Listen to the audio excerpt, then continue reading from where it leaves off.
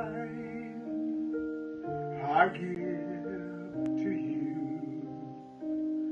Unconditional love, always. You owe me nothing for what I've done. Just take these gifts and walk away. You ask me why, you ask me why do I give so freely to this world?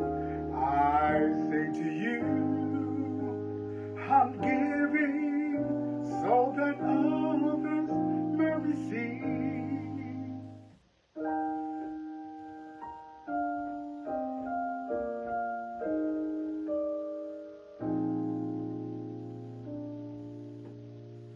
These hands of mine, I give to you. Unconditional love, always.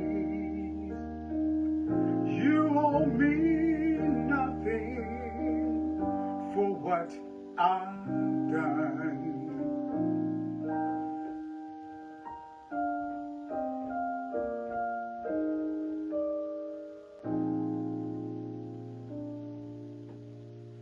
These hands of mine, I give to you. Unconditional love, always. You owe me nothing for what I've done. Just take these gifts and walk away. You ask me why, you ask me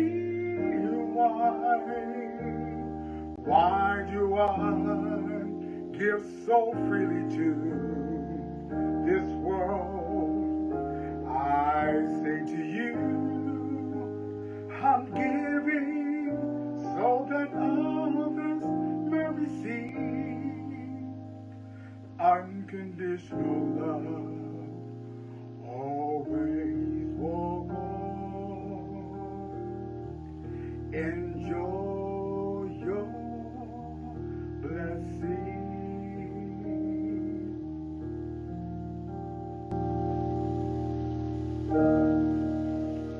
Just a little taste of a song. Once again, dedicated tribute to Miss Thelma Jones. She has been a warrior for many years. She didn't just stop and say, I can't do something. She said, I will do, and she has done so many things. Thank you, Thelma.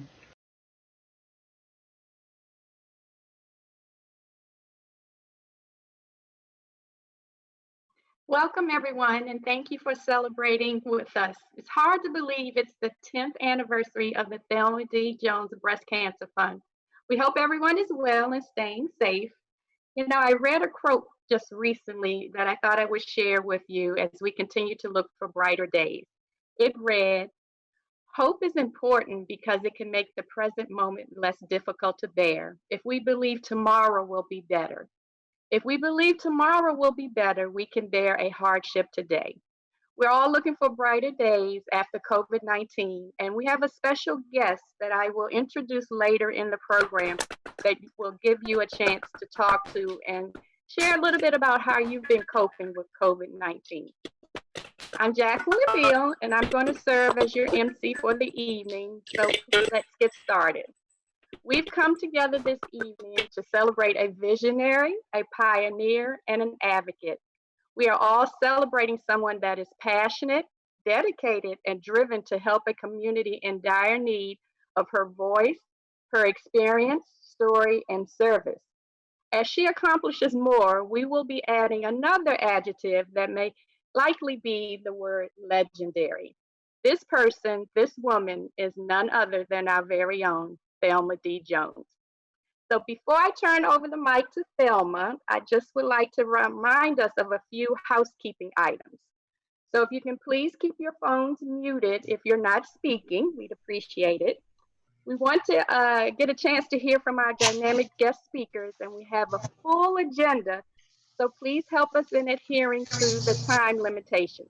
If I interrupt you, please charge it to my mind and not my heart. It's only so we can move the agenda forward. As you know, the Thelma D. Jones Breast Cancer Fund is a small nonprofit, and with your continued support, the Thelma D. Jones Breast Cancer Fund can continue to do great things. With that said, if you would like to make a donation, we welcome it and certainly appreciate your generosity. You may do so directly via the website, which is www.tdjbreastcancerfund.org. And once you're on the site, just simply please click on the heart in the upper right-hand corner and follow the prompts. Thank you in advance for your donation. So as you can probably tell, we've taken the virtual movement to a new level this evening as we have some folks joining us via Zoom. We are streaming live on Facebook, and some guests are participating via phone. Now, let's hear from our wonderful guest of honor, Ms. Thelma Jones.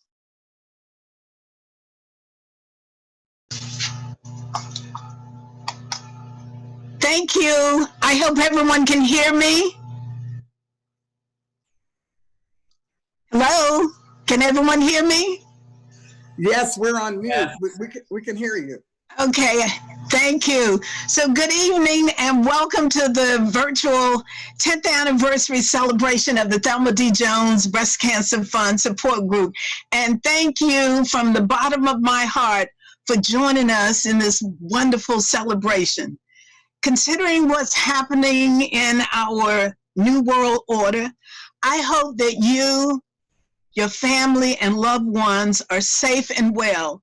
And I am grateful that you took the time out of your schedule to join us. Let me thank our guest speakers, especially our platinum sponsor, JMA Solutions, which is headed by its fearless leader and my friend, Jan Adams, who's the president and CEO of the company. And we'll hear from Jan a bit later. And I'd also like to thank our MC, Jacqueline Beale, whose bio you have received.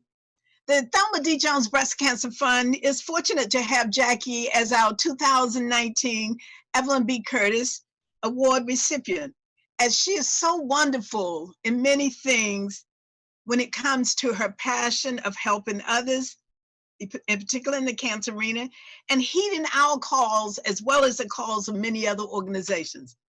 The Thelma D. Jones Breast Cancer Fund mission, in short, is to save lives by reducing the incidence and mortality rate of breast cancer in women and men.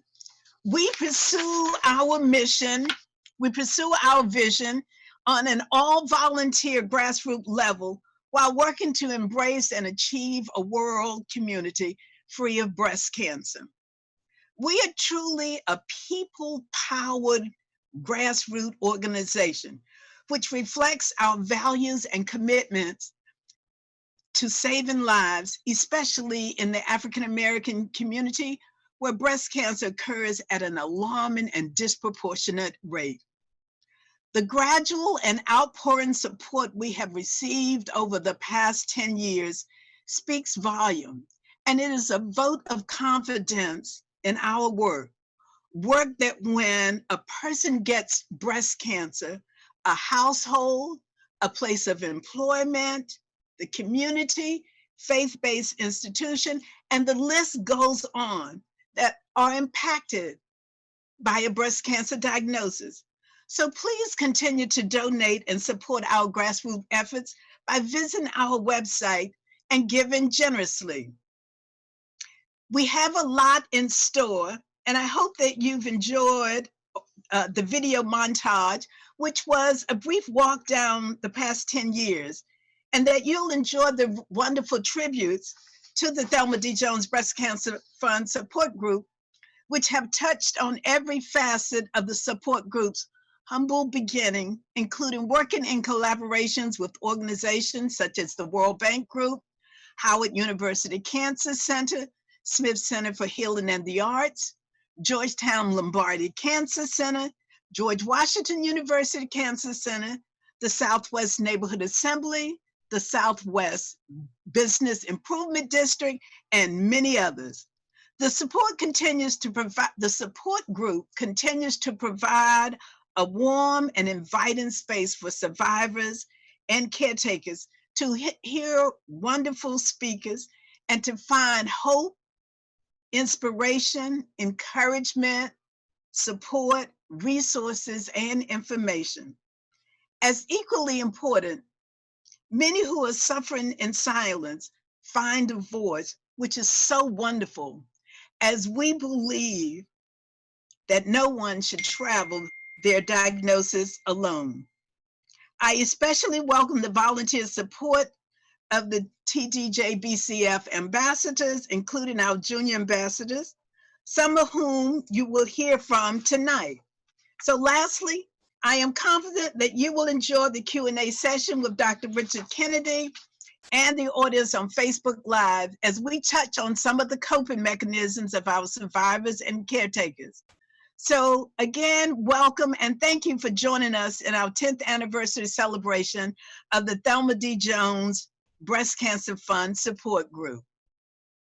Special anniversary blessing by Ambassador Angela Walker. I just want to start with a scripture from Psalms 91, verses 10 and 11. There, no evil shall befall thee, neither shall any plague come near thy dwelling. For he shall give his angels charge over thee to keep thee in all thy ways. And God, I just want to pray right now and thank you. Father God, we come to you to say thank you. Thank you, Lord God, for the plague. Because, Lord God, you have brought us all together even closer, and even knowing that you have the whole world wrapped in your hands. We ask now, Father God, that you will continue to bless the Thelma D. Jones Breast Cancer Fund Group for the 10 years that she's given her wholehearted life and all the years to come. For all the people that have come through that she has blessed, all the support that she has given to the city, the country, and especially to DC and the Southwest neighborhood. We ask now, Father God, that you would bless each speaker, bless each person that's on the line this evening, that's listening. And Lord God, we just ask that no hurt, harm, or danger will befall any of us. Because Lord, you have brought us all together as friends, but now we are family. And we just thank you for Thelma and ask that you continue to bless this group and bless each and every person within my voice. And this is my prayer. Amen. Amen. Thank you, Angela, for the beautiful blessing. We now have the pleasure of hearing from our platinum sponsor from JMA Solutions, Ms. Jan Adams. Ms. Adams is the president and CEO of JMA Solutions, a company she founded in 2005. Her complete bio has been provided to you in advance, and I invite you to read it at your leisure as it's quite impressive. Ms. Adams has a great understanding and appreciation of what it takes to commit to a path of progress and has always had a remarkable vision towards the future. And as a result of such, she's received numerous awards to include the DC Chamber of Commerce Community Impact Award. She was inducted into the Washington, DC Hall of Fame, and she has been profiled on Forbes, the Oprah's Magazine, and The Entrepreneur. Please join me in welcoming Ms. Jan Adams. Congratulations, Thelma, on 10 years of success and excellence with the Thelma D. Jones Breast Cancer Fund. I have known Thelma, and I cannot recall a time where she has not been working to make a difference in someone's life. Each day, Thelma consistently devotes her time to uplifting communities and empowering individuals to be the absolute best version of themselves. We are so grateful and honored to be a part of your community of activists and family of supporters. Over the years, I have met so many powerful women with diverse backgrounds who have been affected by breast cancer. The unfortunate truth is that breast cancer has no boundaries and affects entire families, leaving them subjected to the fear that they may lose a mother, a father, a sister, a daughter, or even a dear friend. Today, and especially during times like this, it is so important for us to check in on our family and friends to remind them to practice healthy routines. As Thelma stated, no one should travel their journey alone. She also noted this in her invitation, because untimely, this affects all of us. Each of us has a role in this fight, and we must actively play our part. As a member of this community, it is your duty to support breast cancer research, teach our younger generations about the importance of self-exams, yearly mammograms, and also knowing your family's history. To the members of the Thelma D. Jones Breast Cancer Fund and all breast cancer survivors who are present on this call today, thank you for your grace, your strength, and courage. I also want to acknowledge all of the esteemed professionals who are on the front lines donating their expertise and time with us every day. Thank you for your service. By working together and sharing the lessons we've learned, we can continue to fully embody TDJBCF's mission of improving the overall health of men and women through education and outreach, and achieve its vision of a breast cancer-free world. Thelma, your passion and drive is unmatched, and your efforts have and will continue to change so many lives. You have instilled gems of knowledge within every person on this call, and I am more than honored to call you my friend. In closing, I'd like to leave you all with a few words. With knowledge comes empowerment, with community comes inspiration, and with support comes hope, something that the Thelma D. Jones Breast Cancer Fund epitomizes. Thank you. So thank you, Ms. Adams, for the lovely tribute. Thank you. So, you're welcome. We are extremely blessed this evening because we have a tribute all the way from Bermuda, from Adrian and the Curtis family. And as you know, our beloved and departed Evelyn B. Curtis left a remarkable footprint in the world and showed us what it meant to be selfless and how to serve others, especially those in need. Her kind devotion is still a model to exude, and if we continue to carry the torch, her legacy will live on. Adrian and the Curtis family would have loved to join us and share the tribute themselves, but COVID-19 has produced some challenges technically for them, all of which we certainly understand. So please allow me to read their tribute on their behalf, and it reads as follows. On behalf of the Curtis family here in Bermuda and in London, I congratulate the Thelma D. Jones Breast Cancer Fund Support Group on its 10th anniversary.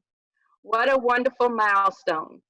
To know that the support group has existed for 10 years is a credit to everyone who has participated in it, especially Thelma, who had the vision to create it. The Curtis family and I are pleased that my late sister, Evelyn B. Curtis, was so fortunate to be part of the support group and found a lot of joy and comfort in attending the meetings, sharing her story, and being amongst true friends and survivors.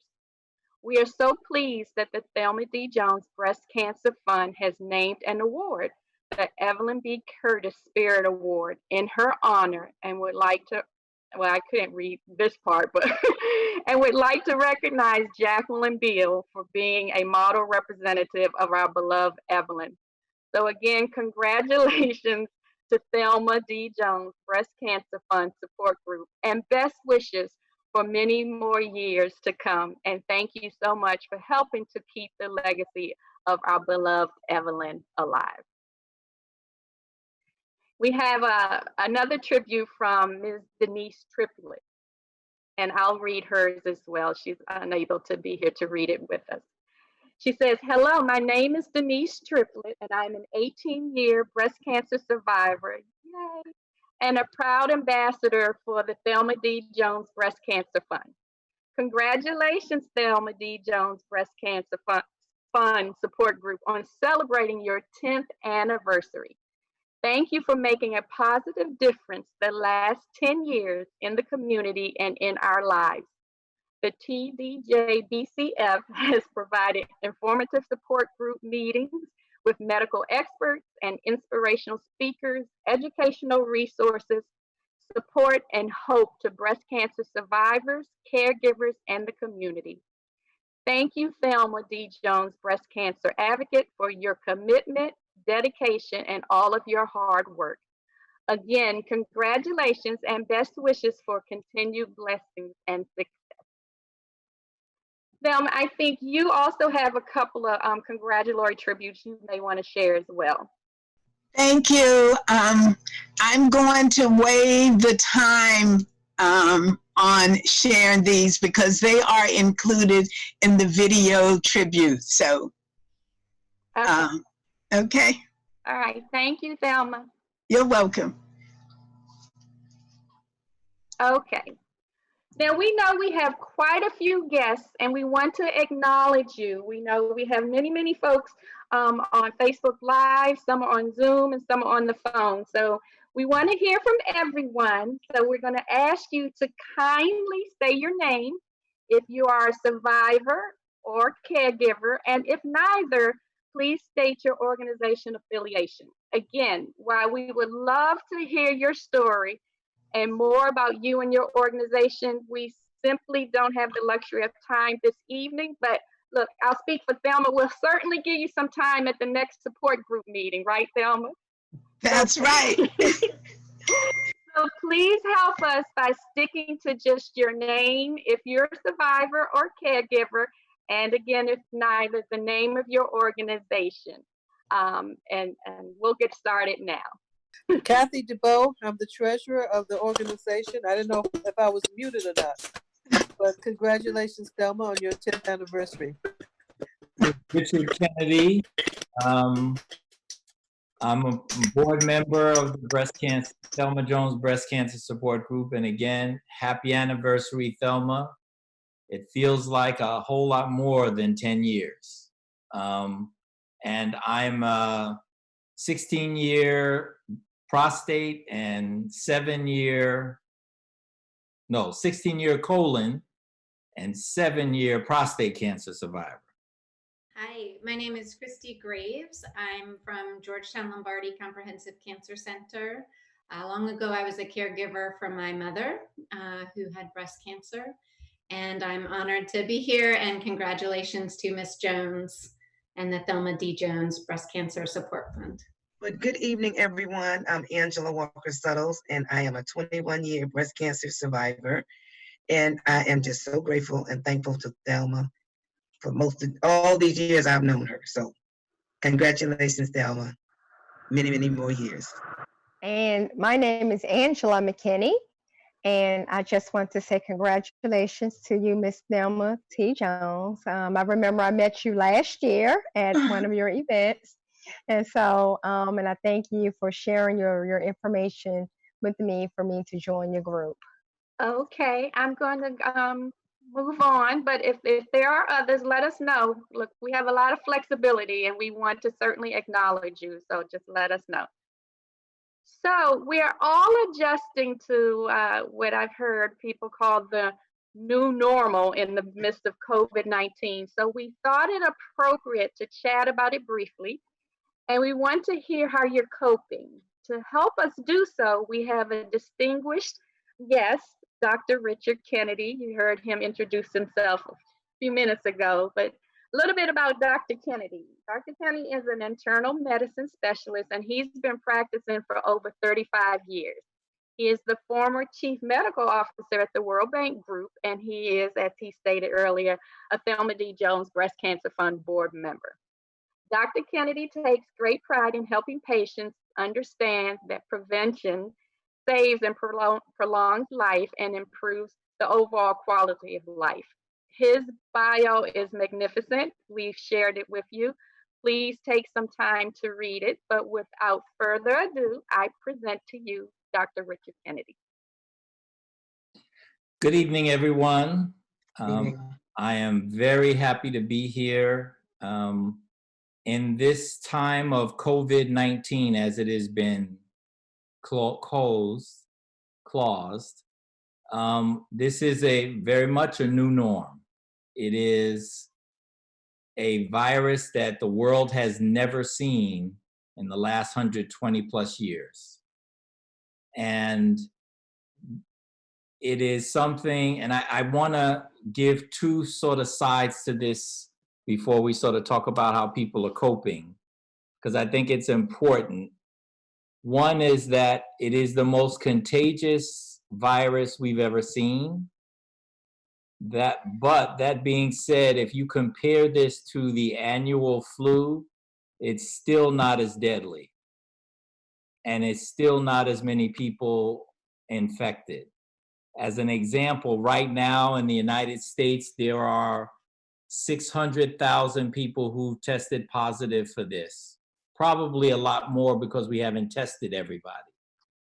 And there are at about 28,000 deaths. So the first thing that means is that there are actually a lot of people recovering from this virus. If you compare it to last year's flu, there were 34 million people in the United States who got the flu. And there were about 34,000 people who died.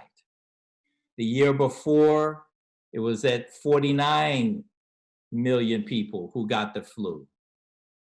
And there were 61,000 deaths. So yes, it's an aggressive virus. It's very contagious.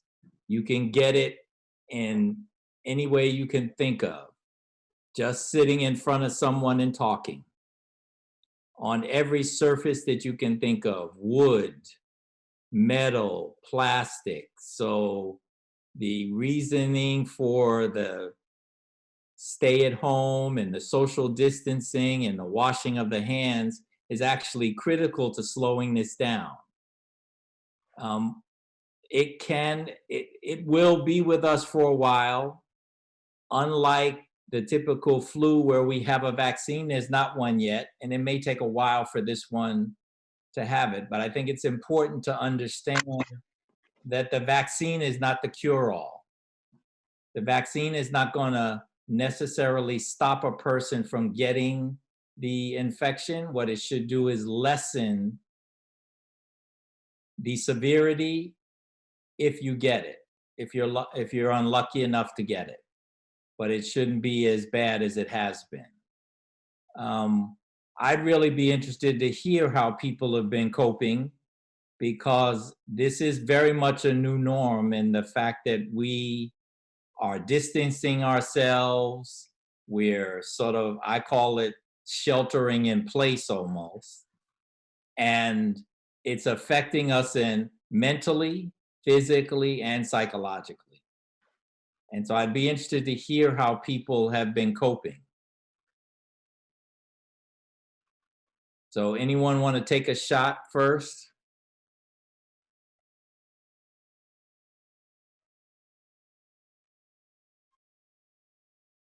Can you hear me? Yes. Okay. Hi, this is Jan Adams again. So I have a company of about 150 employees. Mm-hmm. And so, besides entertaining myself, I have to figure out how to keep them entertained as well. So I came up with an idea one night. We're going to do a PSA. we're going to get on a Zoom call, and everybody's going to have a little handheld thing, and we're going to actually do a PSA and put it on our social media. But for me personally, I come from a music family. I used to sing many years ago in nightclubs and things like that. So I'm going to teach myself to play guitar. And then I get on Facebook and Zoom calls with some old military friends of mine and so on and so forth. So those are some of the things that I'm doing. Calling old friends that I haven't talked to in years and, you know, reconnecting. So those kinds of things. Excellent way of passing the time. Anyone else? Sure, I'll speak. So I know for me, I have, you know, I started out with some anxiety, and I had my ups and downs. But at the same time, I would try to reinforce just positive thoughts and tell myself to fight fear with faith, or faith over fear. Reading my word, praying, also participating in like online prayers, Bible studies, talking to my friends. I've probably done more FaceTime and calling people than ever before. And of course, when I get restless, you know, I just get up, turn on some music. I started dancing. I'm sure you all have heard about DJ D Nice. Well, I've been at club quarantine every night. So that is how I have been coping. When I do go to the grocery store, I try to go first thing in the morning when, you know, a lot of people aren't there. I make sure I have on my mask and everything. And unfortunately, I live in a high-rise apartment complex, so our washer and dryers are downstairs in the basement. So even when I go down there, I try to make sure I'm the only person down there. Get in and get out. Yep. So that's how I've been coping. Excellent. Excellent. As you can see, just from these examples, there are many different ways to entertain ourselves or to keep ourselves occupied. It really is, this is a time where it's really good for us to get in touch with ourselves again, because our lives typically have been so busy that we just keep going. We go, go, go, go, go. And we always say, I'll get to this later, I'll get to this later. Well, now we have the opportunity to get to some of those little odd jobs that you were thinking about doing. Maybe you want to write a book. Maybe you want to write some poetry.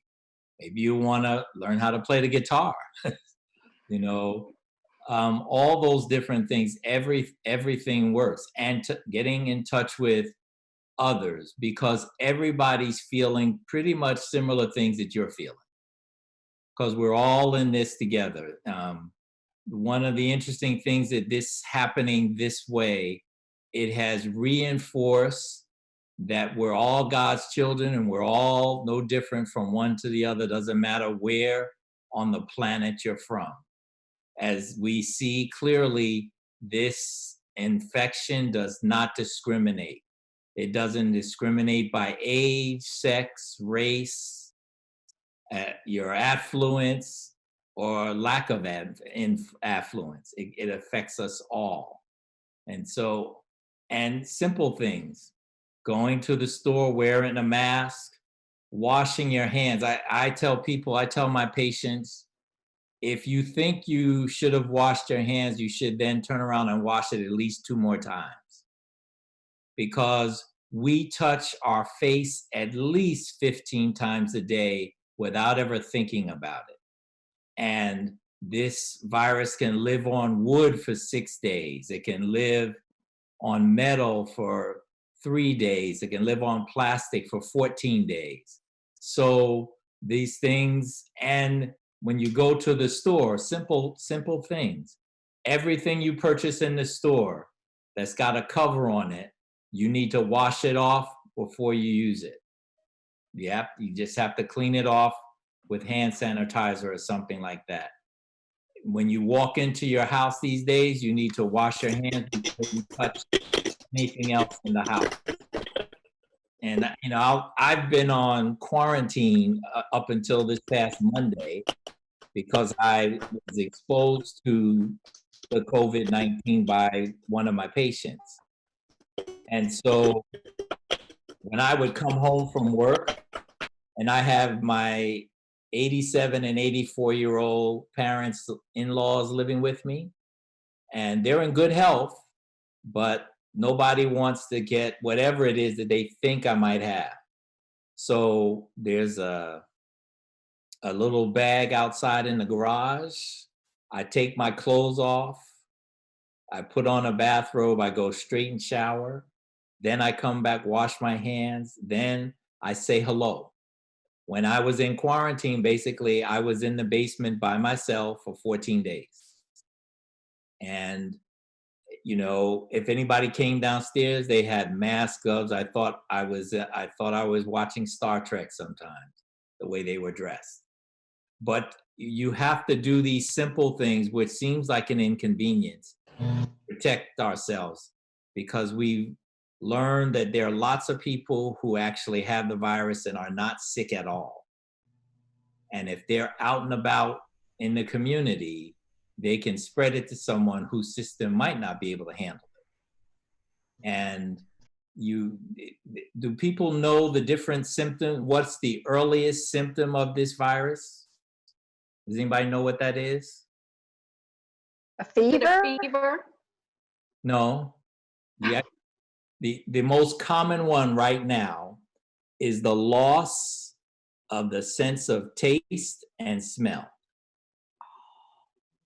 Typically happens 2 to 4 days before the person starts to get a fever or a cough or shortness of breath or congestion. That's the most common symptom worldwide. And we missed it early on because we didn't think it meant anything. We just thought, well, maybe they ate something too spicy or they drank something too hot. But it actually is bearing out that that's one of the earliest signs of this, particularly those who become symptomatic later. And again, I think it's important to stress the majority of people who get this are going to survive it. Just like the majority of the people who get the flu are going to survive it. It's just that it's happened so fast globally that it's caught us, and our media has not helped in that they know how to sensationalize. The interesting thing that they never talk about when you hear the reports or you see the data posted up, you only see the number of cases and the number of deaths. They never tell you about the number of people who've recovered, which is quite substantial. And to this date, there's 2 million cases in the world right now. There's almost 750,000 people have recovered. That's been quoted. Now, we don't know in the US because they don't keep that data. The individual states are doing it because Maryland and DC and Virginia are doing it, but not all the states are doing it. So it's Dr. Kennedy, we have Connie Elaine. She's on Facebook Live, and she doesn't necessarily have a question, but she wanted to share that she copes through prayer, puzzles, and lots of naps. absolutely. Prayer, singing, breathing exercises. I tell people and this is what they're telling the patients in the hospital who are not on respirators, to teach them breathing exercises, because the bottom of our lungs is the part that gets the most damage with this. And so if you tell the person to take slow, deep breaths, and the way I say is take a deep breath in, hold it for 5 seconds, and breathe out. Take a deep breath in, hold it for 5 seconds, and breathe out. You do it 3 times every 2 to 4 hours. Okay. And you will fully expand your lung. And that they found is that people their coughs are decreasing. They're now able to clear out the secretions, which is blocking things up. There are lots of people who believe, since there's no real treatment for it, vitamin C, 1,000 to 2,000 milligrams every day. Elderberry, it's 250 to 500 milligrams a day. They're all, and this is what happens when you have something that you don't really have a specific defined treatment. The old remedies tend to work. That's why chicken soup has always been, it's the broth of the soup where all the vitamin C is. That's what people should be using. But, you know, now you have emergency and vitamin C tablets and things like that. Zinc, magnesium, all of these things are antiviral in their properties, and they all can help. And hydration, hydration, hydration. We have Colston M, who says he's coping by making to-do lists before going to sleep. Okay, that's good. Well, Dr. Kane, let me ask you a question, and I don't know, it may be coping and may not, but I heard earlier on the radio where we're going to, when this is over with or when it's to a point where we get back out and do some part of our normal lives, those people where they may have had doctor's appointments that have been deferred, and specifically they were talking about cancer patients, that they may find themselves in a worse situation because those, let's say, screenings have been deferred. And so by the time they get back to those appointments, their diagnosis may be a little more grim than it would be had we been able to get out and go to the doctors now. Would you agree with that, or what are your feelings about that? I think it's possible. I think that we believed that was going to happen because basically we're indirectly almost shutting down the entire healthcare system, except as it relates to COVID-19. And even to the point where what you're seeing is people won't go to the emergency room for chest pain because they don't want to go into the emergency room and catch COVID-19. They, you know, all the screenings for the mammograms, the colonoscopies, the prostate exams, all of those things, they technically have been put on hold, but at least in the practice that I'm in, what we're doing is we're contacting the people that we know who need the screenings. And we've, you know, as it relates to mammography, we've basically made arrangements with the radiology group at Georgetown, at our office in Lafayette Center, at Hospital Center, and the other places where they'll do it, but they want to know that the person is COVID-19 free. So the way we're starting to do it is we're starting to test people even though they're not having any symptoms, because we know that that's what has to happen. Because this is the same thing we're doing for the people who tested positive, were sick, now they're better, but before you allow them to go back into work, to school, wherever, you need to know that they're not carrying this. So there's this fine line where there are going to be people who are going to slip through the cracks because of this virus. That we're looking at the death toll as it relates to COVID-19, but there are going to be other deaths that are happening that won't have anything to do with COVID-19, but because of delays. And where I encourage people is to have a really close relationship, even if it's phone conversations with your provider, because they'll be able to tell you, okay, we need to do something now. And arrangements can be made, but they need to know, because part of it is you have to protect everybody, because anybody you bring into the system is a potential carrier. Right. This is Jan again. Hi, Dan. Yes. Hi. I have a question, Doctor. So back in mid-February, I had all the symptoms. I mean, everything. But I have sinus problems every so often where I lose my sense of taste and smell anyway. But I had so much more than that. The whole respiratory thing, I was away and coughing up a lot, but lots of tea, and lots of rest. But what I'd like to know is the antibody test, because I'd like to be able to take that test and see if I may have had it. And, you know, there's different information out there that sometimes it gives false readings. Sometimes, you know, they're still trying to perfect it. What is your guidance or information that you have on the antibody test? Yeah, there are actually three antibody tests that have been approved by the FDA.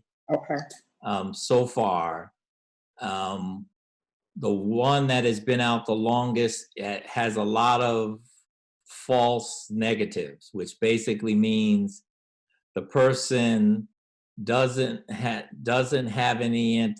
antibodies, but the test is saying they don't. So as they say, back to the drawing board. This is sort of the same issue that happened initially with the first test that came out by the CDC. They had a lot of false negatives as well. And so they had to redo it. And I think we're probably a month away from doing real testing of antibodies. And because they haven't tested it on the people who, because classically right now, and you're right, you probably, just based on your symptoms, you probably did have it. And the thing about most antibodies, this is sort of like the person who might get the flu. You'll make antibodies against it, you'll still get sick. The antibodies will last longer than the illness will, but it will only last about 3 months, and then the antibody effect will fade away. It's sort of why you need a vaccine for a flu virus every year, because whatever defenses your body put up the year before, by the time the year rolls around again, it's gone. So I think I'd say in a month or two, when they figure out if the two tests that they just approved, on paper, they sound really good. The real question is will they be able to get out enough tests? Because they, you know, all things being equal, we need to be testing pretty much every American. Because that's the only way we're going to understand the depth of this infection. Thank you. You're welcome. Thelma, I think you have a question for Dr. Kennedy. Yes, I do. Thank you, Jacqueline. So I have a comment and a question. One, and a shout out. My family is logged on in different parts of North Carolina, and they are texting me, so I am so happy for technology in this sense. So Dr. Kennedy, as you know, I went through well, before I talk about my COVID-19 experience, it's two questions. One, can you share with the audience why minorities, particularly African Americans and Latino, are being greatly impacted by this? And this is very important with me because the Thelma D. Jones Breast Cancer Fund, just in the last day or so, has been invited to work with Georgetown Lombardi Cancer Center at working on this issue. And I know some of the people from Georgetown are on the line. So if you could address that before I go on to my second point, I'd appreciate it. Okay. The first thing I'd say is that pretty much like every other health condition that we have, minorities are disproportionately affected adversely more. There are lots of reasons for these disparities, to the point of access to care, distrust of the healthcare system, and the fact that statistically, and what they're reporting around the country right now as it relates to this, is that there are more African Americans dying proportionately compared to the general white and Caucasian population. And that is true, but statistically, since we're only 30, if you take 36 million of African Americans and another 20 something million of Hispanics, we make up a very small portion of the 340 something million people. So I'm really reluctant to sort of just say that it's an excessive disparity. We tend to be sicker with the same health conditions than everybody else. So a diabetic who's an African American, or a diabetic who or a person who has heart failure or has a heart condition tends to have more complications from that health issue than other populations. I think a lot of it has to do with care is different in different parts of, in the inner city communities, in the rural communities where they are. There's less availability of quality of care getting them in. And if they're uninsured, which a larger proportion of them are, they may not get a lot of the care. Okay, I know. Can you hear me? Yes. We can hear you. So I appreciate you sharing that, because that was also sort of in line with a segment that was on NPR recently, and they were looking at things also like structural racism, systemic racism, and because of the policies and practice that have long been embedded in this country, that that's really rearing its ugly head in this era of COVID-19. Where are we in moving the paradigm shift on that? Because as you said, we are at the top of the charts in almost all of the diseases in this country, or at least many of them. And to me, that's science. If this has been happening for years and years, it's time for us to change that, particularly when we look at the millions and millions of dollars that's going into research and other things. So are you, from where you sit, do you see any movement at all on reducing the disparities? I see that there are always efforts to reduce the disparities. It's a multifaceted problem in that first you have to get people into the system and get them engaged. Once you get them into the system, which sometimes is a task in and of itself, but once you get them in, you have to be able to keep them in. So that means that it's not just getting them in to see the doctor or the healthcare provider, it's also seeing, okay, how do we follow up and make sure this person's doing what they do? Because if it costs too much money and a person has to make a decision between feeding their family and taking this medicine, they're gonna feed their family. So it's how the system is structured. Medicine is very expensive now, and getting the more advanced care that one needs is pretty expensive. And if you don't have health insurance, you don't have a way to get it. So what people do is they live with it until they can't, until their system, then it becomes an emergency. Then they're closer to a terminal illness than they are to a preventable illness. I mean, I don't know if we reached it. The discussion comes up every 5 to 10 years. The real question is can we keep our foot to the pedal this time around? And asking, because I have to ask the right questions.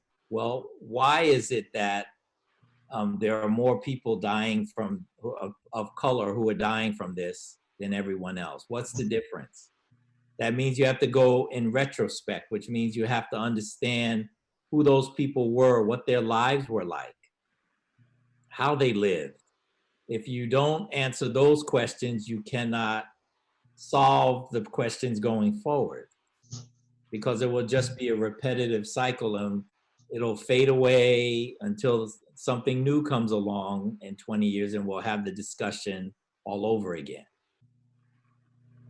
Okay, and I don't want this to keep sounding like a shameless plug for the Thelma D. Jones Breast Cancer Fund, but something you said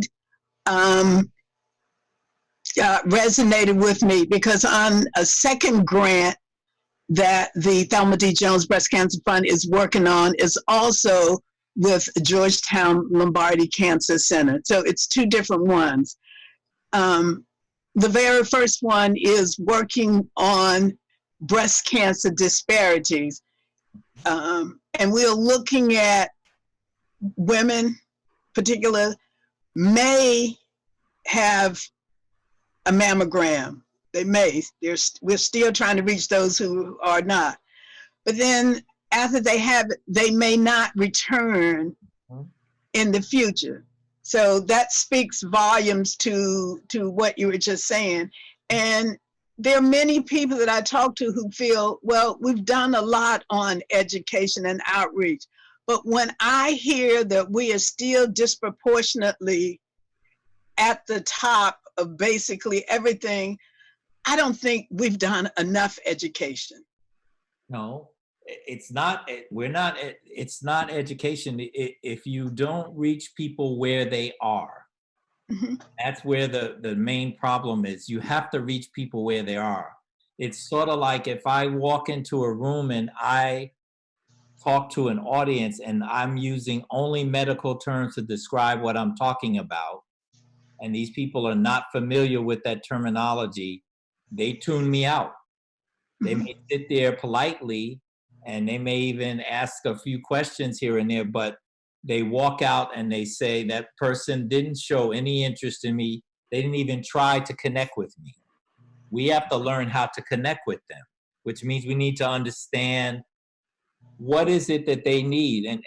And maybe it's, like you say, outreach, where you go and you say, okay, what is it that you need to hear from us that will make you feel like we're trying to be informative, educational, and giving you the guidance and structure. It's sort of, we talk about networking in all walks of life. Well, this is what this is.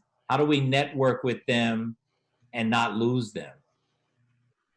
That's education. Okay. And Jackie, I know we're running a little bit time-wise, and if you do have to go, I'd be more than happy to resume this for you, because there are two other points that I wanted to raise, just in terms of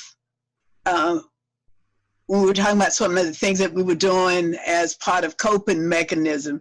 So one of the other things that the Thelma D. Jones Breast Cancer Fund is doing is that we are delivering hot meals, the group of dedicated volunteers, from this, the Breast Cancer Fund here at River Park in Southwest. We're delivering hot meals on an average of 50 to 60 meals a day to the seniors and to people who are immune suppressed. And the comments that we are getting from the seniors, it's heartbreaking. And as I've told many people, I grew up in a household of four generations, and my father's mother and my father's mother's father was there with us. So my entire childhood, you know, has a relationship with elders. So when I see the appreciation of the elders when they're getting the hot food, I also see the images of my grandparents.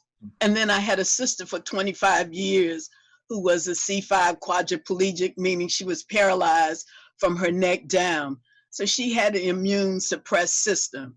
And there are people here in our complex with immune suppressed system. So I am happy that a group of volunteers and I am working with James Creek Housing Complex here in Southwest and the Southwest Business Improvement District to help sure that this effort will go on. Is just, it's amazing and very gratifying to us. It's wonderful. It is absolutely wonderful. Thank you. Thelma, I just want to take a minute to acknowledge some of your friends that are live via Facebook. Scarlett Small, Sherry Jenkinson, Ed Lazier, I hope I pronounced that correct, Corinne Bombowski, Elaine, I don't have Elaine's last name, but Graves. you know, Elaine okay. Graves. And Thea Peters, Mhm. Cynthia Robinson, Iman Ariel, is that correct? Yes. And then Danette Canty and Darlene Williams Parker. They all say hello. And then Dr. Kennedy, we did have someone else who wanted to share how they're coping. So Scarlett Small said that she said, my grandchildren are with us now because my daughter is a staff member of Sunny Downstate Hospital COVID-19 patient. And my new experience is homeschooling for a 5 and 3-year-old with Zoom and Google Classroom. She says to cope, she prays, meditates, she does yoga and online prayer teams. And she wants everybody to be safe and stay healthy. Yeah. And Jackie? Yes. From the names that you read, they're geographically located. We have New York City, Virginia Beach, Virginia, and Durham, North Carolina, for sure. That's because you're so loved, Thelma. We're coming from everywhere. Thank you. You're welcome. So, Ray, are you with us? I know we've been trying to get you connected because I know you wanted to say a few words. Are you able to join us via phone? Yes. Can you hear me? Yes, we can hear you. Okay. Well, it's probably a blessing I'm off of Zoom because I haven't shaved. So, you want me to read my congratulations, or you asking me to ask a question? Well, both. You can do either, Ray. Okay, I'll go ahead. Or both if you like. I don't have a question, just a remark. Dr. Kennedy, I think you're correct with the fact that you have to meet people where they're at. And it may not be the technical aspect. It may be right there in their face, whether that's public housing, whether that's Section 8 housing, but you really have to meet people where they're at. With that, I wish to congratulate Thelma for her tireless efforts to educate our most vulnerable population in the DC, the DMV, and beyond. I am so very proud of her and her accomplishments, and continue to wish her Godspeed in everything that she do. Thank you, Ray. Amen. So, do we have any more questions for Dr. Kennedy? We learned more, Dr. Kennedy. It seems like every day someone shares about COVID-19, we learn more and more. Especially that I didn't know. I thought it was fever, like some of the rest of us said on here, was the first indication of it. But now we know it is taste and smell. It's the So I have a question for Okay. Dr. Kennedy. First of all, thank you very much for sharing all of this good, valuable information to us. How long do you think we will be shut down or locked in from the coronavirus? It's a difficult question to answer specifically. Right now, because the cases continue to rise in some parts of the country and in other parts of the country, like New York City, which was the epicenter for a while, the numbers of new cases have gone down, but the numbers of deaths continue to rise. Now, that may be a matter of the people who happen to have the infection who get sicker, and then what we continue to learn that this infection doesn't just damage the lungs, it causes other problems as well. It affects the brain, it affects the kidneys, it affects the heart, it affects, the liver. So it will, the projections, these models that they use say that it will probably be with us through September. Now that only means that there'll still be cases, but we won't be as much in stay-at-home things. But in order to open things up, because what they're seeing is, and they're following the lessons from China and from South Korea and from Italy, as they start to loosen things up and open up stores and the economy, you're starting to get a reemergence of cases. What typically happens is people stop doing the hygiene things that they were doing that help to slow the curve of it.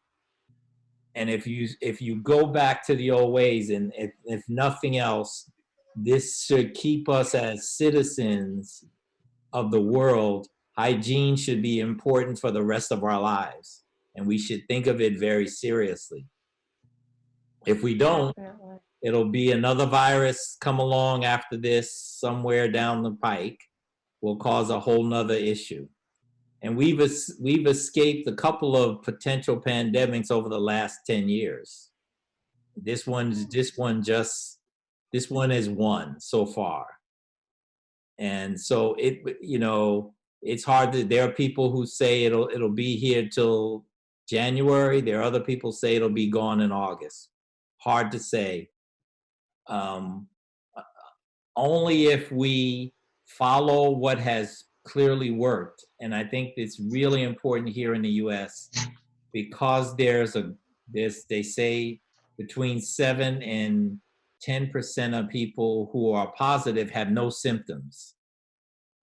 If we don't know the magnitude of that, if we sort of open up the economy and go back to where we were, we just start a spread all over again, and we create another spike. So there are a lot of things that have to be in the works that we need to do. We as a country need to be testing everybody, in my opinion. They need to be testing everybody, because that's the only way we're going to really know. Thank you, Dr. Kennedy. We appreciate you and your wealth of knowledge. And I'm sure, and I'm going to speak for Thelma again, we're going to have you back talking to us again to give us further updates as we go through this pandemic. Right, Thelma? Yes, and I certainly I certainly want to. Smile. Yeah, no, I certainly want to share that I was quarantined from March the 21st to April the 3rd, and I was so pleased when that dark cloud was lifted and waiting for the test results for it to be a negative result. But I certainly want to thank Dr. Kennedy for going beyond a medical doctor. And I try to share this with young people and my son, that a lot of life is about relationship and who we know. Dr. Kennedy and I worked together for many, many years at the World Bank Group. And it was the alpha of that relationship on a number of serious issues, one of which was diversity issues at the World Bank. And so when I became ill and just text him about my condition, never thinking that he was going to say that I should be tested. I know that's all because of the relationship that we have over the years, and to know that you have someone there to can respond timely and then ensure your medical care and attention until you're back to normal. I salute Dr. Kennedy, not only as a internist, but also for his work for the Thelma D. Jones Breast Cancer Fund, where we rely on his medical advice all the time. So thank you, Dr. Kennedy. Well, you don't have to thank me. Anything I can do to help you along this journey, I'll do. Thank you. You're welcome. And I think, Thelma, now it is, we're actually giving the mic to you to share some acknowledgments and closing remarks. Well, thank you. And let me certainly start with thanking you, Jacqueline, for being our wonderful MC. The success of this is in part because of your role. Thank you, Thelma. You're welcome. And we look forward to having you in this role again. And I certainly want to thank our platinum sponsor, JMA Solutions, and its fearless leader, Jan Adams. We really appreciate you, Jan. And if you continue that, we're going to have to invite you to become an honorary board member, because Reggie Van Lee is a bit lonesome in that capacity. So I'm sure he would welcome you. And I also want to thank the production team, Rodney Minor, Anthony Venetu, his Rodney's spouse, Sharita Shepard Minor, our junior ambassador, Renata Berry, who is managing the Facebook Live, and Angela Walker for our blessings. And even though we are not meeting at the church, I certainly still thank St. Augustine's Episcopal Church, who has allowed us to meet there. I want to give a big shout out to the Southwest Neighborhood Assembly, who's been very supportive over the years, and the Southwester, our media sponsor that has carried a number of stories. And there are 2 stories in the Southwester currently, one about the ACS Pfizer grant,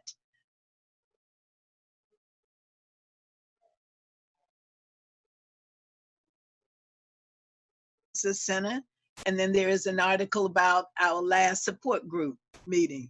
And I certainly look forward to having this as well covered. So, and I might mention that there is a wonderful article on the front page of the Southwester on COVID-19. And you might want to log on to the Southwester, and because it's well written and reader-friendly article. I sent more than 75 copies of it to my family in North Carolina. So we want to try and get the information out as much as possible. And certainly thank Dr. Kennedy for all of the wonderful comments that he had. And to reiterate, one of the things that he said about helping to reduce the spread of the disease and to not to subsequently have an outbreak is that we should continue, if nothing else, to have good hygienes of washing our hands and washing different things that we bring from external places like at the stores. We should continue to practice social distancing, and we should continue to stay at home as much as possible so that we can prevent any outbreaks.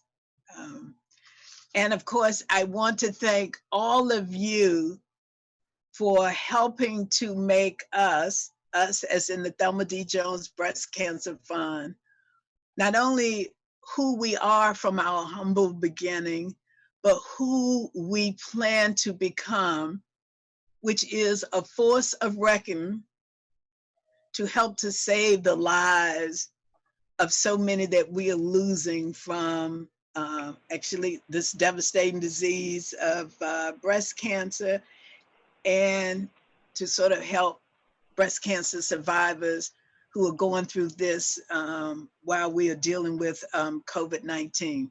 So I do hope that I have acknowledged at least everyone broadly if I didn't call you individually. This has been a wonderful event, and thank you. In the end, we will play the tributes that many of you've made. So I hope you'll be able to stay on the line and hear the tributes as we close out.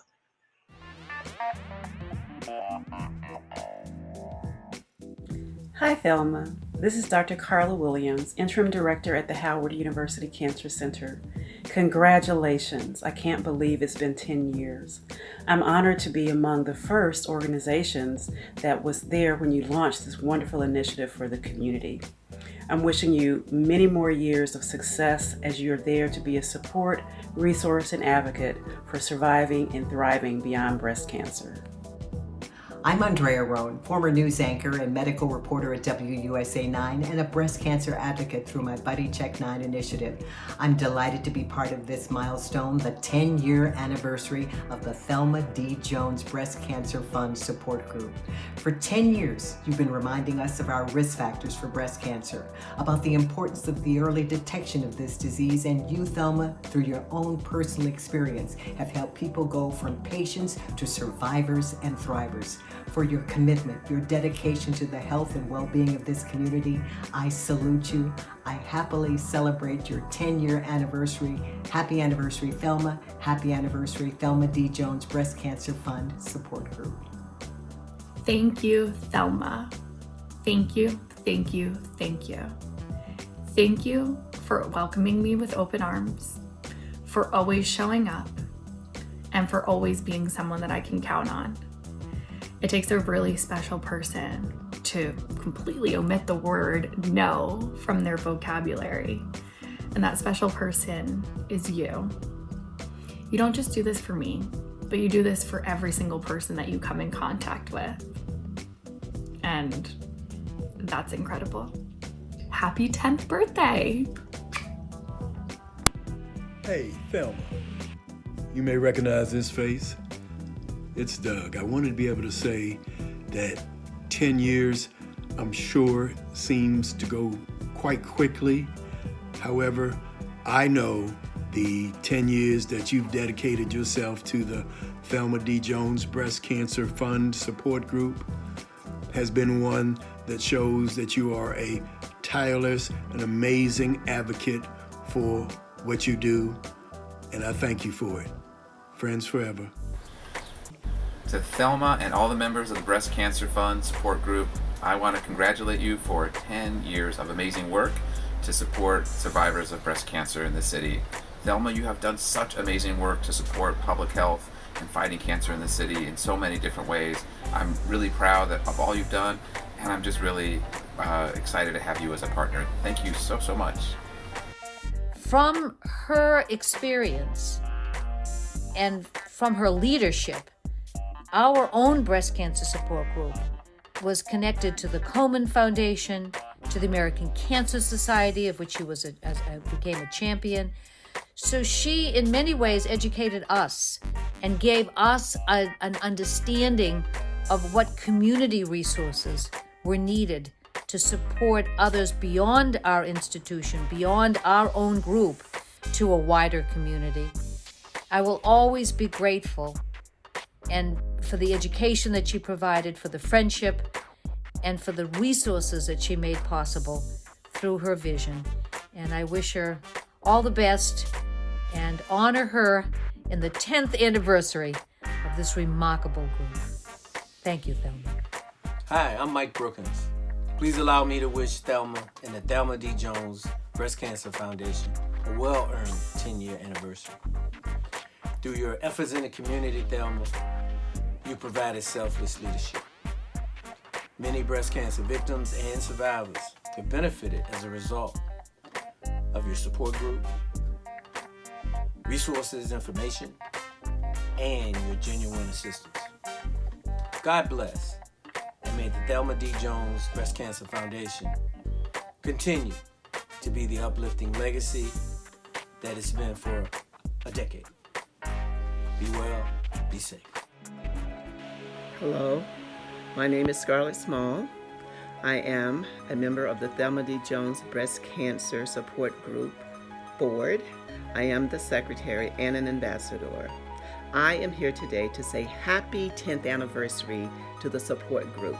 It has been a fantastic experience, many excellent speakers, many wonderful guests, many wonderful survivors. Thelma has done a great job. And for that, again, I wish you a very happy 10th anniversary to the Thelma D. Jones Breast Cancer Support Group. I wish and I pray that you have many, many more. Take care, and it's my pleasure to be a part of such a wonderful team. Hi, I'm Reggie Van Lee, and I'm delighted to be associated with the Thelma D. Jones Breast Cancer Fund for several years now, and with Thelma herself. The amazing work done by this grassroots organization is what we need in America, and I'm so pleased to be a part of it. I have a personal connection to breast cancer. One of my sisters passed in 2008, and since then I've dedicated a scholarship in her honor at her alma mater, Howard University. So to be associated with this sort of work with an organization like this is very important to me. I'm also honored to have been the first honorary board member for the Thelma D. Jones Cancer Fund, and to continue this amazing work with her help and with her leadership. So congratulations on 10 wonderful years, and here's to 10, 10, 10 more, and the work you do to help one breast cancer survivor at a time. Thank you. Congratulations on the 10th anniversary of the Thelma D. Jones Breast Cancer Fund Support Group. This has been an amazing platform for men and women alike to learn about breast cancer. It's been incredible. You're an amazing woman. Thanks to you, we all are more aware of this disease. I also personally would like to thank you from the bottom of my heart for having given me the opportunity to provide Mary Kay products to the ladies. Thank you, Thelma. God bless you, and we wish you all the best to continue this fantastic job. I first met Thelma Harper Jones on the second floor of a restaurant in Anacostia, a gathering of breast cancer community and researchers. She quickly shared with me her love of Durham College, and within minutes, I was enlisted in helping honor the founder of the college, help lead bus tours for the college reunion, set up alumni interviews at the local museum, and establish college archives at the local library. Thelma is a dynamo. She's amazing, and for that, we're all the better. Congratulations to the Thelma D. Jones Breast Cancer Fund on their 10th year anniversary. 10 years of service to the community and spreading awareness and aid to those in need that suffer with this horrible disease. As a junior ambassador, it has been my pleasure and honor to assist you along this journey. Again, congratulations, and I love you, Mom. You've been part of the Smith Center family for many years. You're one of our first navigators, and you've been on the retreats. You are a force to be reckoned with in the community, a treasure for sure, and we are thrilled to work with you and be a part of this anniversary. And I know some of our Smith Center family have some words for you as well. Laura, why don't you share some thoughts with us? Yeah, the first thing that comes to mind is wow. It's a wonder that the Thelma D. Jones Breast Cancer Fund Support Group is thriving at the time of its 10th year anniversary. It also makes me wonder, how does the dream of one person turn into something that has a life of its own? So in my mind, Thelma, I picture the answer to that as an image of you laying a foundation made up of passion, compassion, caring, and grit. Then come the women with breast cancer and those who love them, and they're thinking they're going to lay down their burdens and just rest on this foundation, and they do.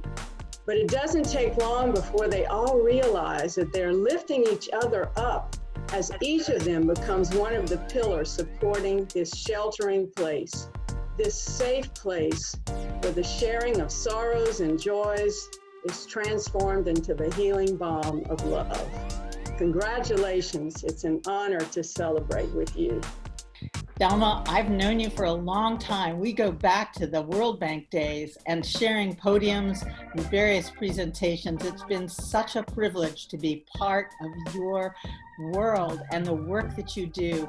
You are an inspiration to all of us, and so many lives you've touched by your passion and courage and willingness to stand and champion what you know is the right thing for us to do. So I'm grateful that it is your 10th anniversary of your foundation and your work, and I expect at least 10, maybe 20 or 30 more to come. So hang in there. We love you and want to be part of everything you do. Hi, Thelma. When I describe you to others, I always use the term, she's a force of nature, which for me is offering the highest compliment I know. You have single-handedly done more for the women in our community that are dealing with breast cancer than anybody I know. Your creativity, your curiosity, your commitment, your unwavering support is truly unmatched by anybody else, and I wish I had half your energy. So congratulations on your 10 years. Here's to 10 more, and love you lots. Keep doing what you're doing. Hi, Thelma. Shanti here. Just wanting to wish you a happy 10th anniversary for your support group. I'm not surprised that you're still going. You're one of the most amazing public servants that I know, and it's been an honor and a joy to be part of this work with you. I just want to congratulate you on all your hard work and service in the community. Say hello to all the members of your group, and send my love and prayers that everyone may be safe during these rather challenging times. You all know how to do this. We all need community. And thank you so much, Thelma, for helping provide that community and love and trust amongst everyone in our group. So thank you. I send you all my love, and stay safe. Bye. Thelma, the Smith Center stands at the ready to work with you in the days ahead. I want to personally say thank you for the warm welcome you've given me as the new ED here. I look forward to working with you, and I know we can do great things. There is great need in this community. You know that, I know that, and I want you to know that we're here to work with you. We're ready. So with that, all Smith Center family, we have one thing to say to you, and that's happy anniversary! Hi, Deanna One here. I just want to congratulate the Thelma D. Jones Breast Cancer Fund on their 10th anniversary. This support group provides support mainly to historically less served communities and creates a safe place to provide emotional support to both breast and ovarian cancer survivors as well as the caregivers. Congratulations on 10 years of outstanding service. Happy anniversary, Thelma. Wow, what you have done in 10 years is unbelievable. I'm so glad to be a part of your community. I've benefited from your monthly breast cancer support groups, your list of ongoing events, and just your presence, your caring, and your unbelievable ability to make community. Keep going, and I'm with you all the way. Thanks. Hello, everybody. I'm Jan Adams, the President and CEO of JMA Solutions. Congratulations, Thelma, on 10 years of making a difference in people's lives. Thelma D. Jones is truly an amazing and compassionate individual and is determined to save as many lives as she can. Her team is made up of all volunteers who gladly and graciously assist her in her plight to promote early detection strategies for breast health and to reduce the incidence and mortality rates of breast cancer. Thelma epitomizes the vision of her foundation, which is to save lives, embrace, and achieve a world community free of breast cancer. I'm so proud of her accomplishments and especially proud to call her my friend. Good morning, my name is Renata Berry and I am the Youth Ambassador for the Thelma D. Jones Breast Cancer Fund. I help and manage her Instagram account. To me, being a part of the Thelma D. Jones Breast Cancer Fund has given me a family that continuously keeps on growing because Thelma always welcomes in newcomers and newcomers from all paths of life, from young adults to seniors. So to me, it's a family that keeps on growing just because there are always new people coming in and those people bring in their experiences, which kind of puts a togetherness within the organization. Hello, I am Cynthia Harper Robinson from Virginia Beach, Virginia. I am delighted to send congratulatory remarks to my sister on the occasion of the 10th anniversary of the Thelma D. Jones Breast Cancer Fund Support Group. The support group has, among other things, a special outreach capacity to support others, including speaking where I live at least 3 times in the past few years. The support group also reaches beyond breast cancer survivors and caretakers. Thelma served as my son's support caregiver for more than 6 months during his journey with Hodgkin lymphoma. My sister truly believes that no one should travel their journey alone. For this and all that the breast cancer support group continue to do, I salute and congratulate this small, all volunteer but mighty grassroots organization for the work it does to support others on their journey. Hi, my name is Patricia Craig, and on behalf of myself, a 7-year breast cancer survivor, and the Veterans Mental Health Advisory Council at the Washington, D.C. VA Medical Center, I want to say congratulations and thank you to the Thelma D. Jones Breast Cancer Fund for 10 years of service, education, and raising awareness about breast cancer all across the nation. So Thelma, thank you, we salute you, and again, thank you so much for your support and service. Miss Thelma, happy 10th anniversary on your award-winning breast cancer support group. Whether here in Southwest Washington, D.C., on Capitol Hill, at the FDA, the Church House, or the White House, you have amplified our voices. You have brought patients together in safe spaces to share their stories. You have continued to help us thrive. We thank you for all the work that you have done, and we celebrate you. Here's to another 10 years, your friends, DC Pink Divas.